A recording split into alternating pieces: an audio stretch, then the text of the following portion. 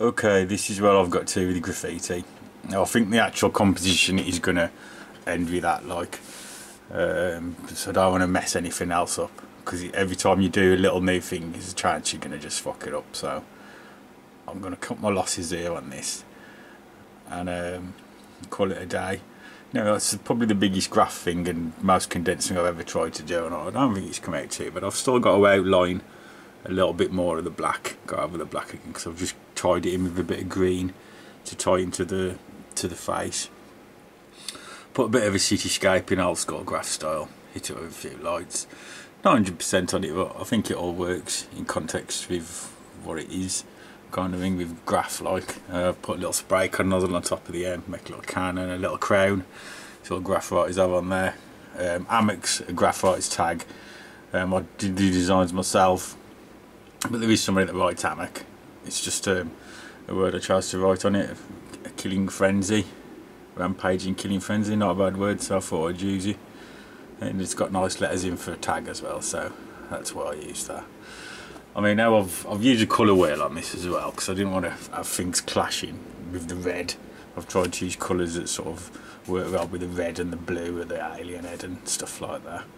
But I mean, I've used a lot of masks. I mean, as you can see down there, I've got a lot of mask work out. There's my initial drawings, and I draw them out, and then I put them into Photoshop to scale them down to the right scale that I want. And you kind of make yourself a little mask, a little template. I mean, you can see I was working around to get the right thing. But all the mask does, it's not going to do the work for you. It just gives you, as you can see with the skyline, it just gives you a basic one. You've still got to go in.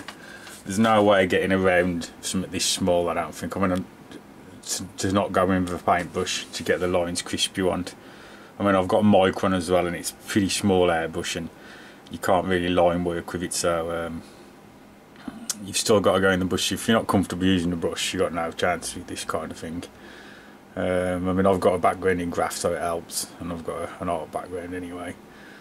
But it's all new to me as well. I'm trying to give my models like my own kind of feel to them.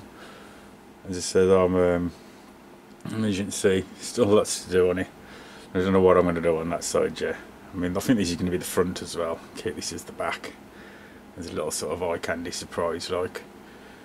But any questions, ask me in the comments and stuff, and I'll let you know. But I think we're going to call that a day on that side of graph. I mean, it's got to be weathered down a bit as well, which I don't really want to do, because it looks kind of nice and pops nice. But the concept of the build is a sort of derelict type up bus, so the graph's got to be cleaned. But anyway, that's an update on that, and I'll get back to doing some boring seats and stuff like that. So take care everybody, bye bye.